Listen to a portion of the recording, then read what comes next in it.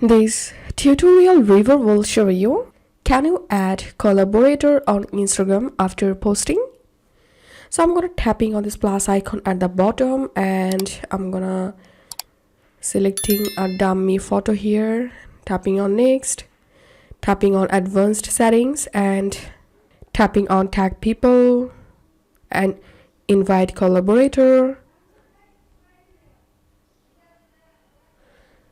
and tapping on done. And this is how we can add collaborator on Instagram post. And now let's see, can you add collaborator on Instagram after posting? So I'm gonna opening my Instagram profile here and opening a post, tapping on this three dot, edit post.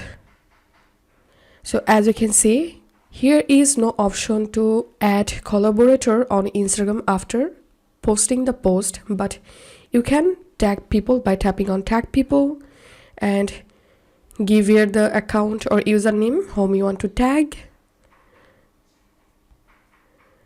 So that's it for now. If you find this video helpful, make sure to subscribe tutorial reviewer.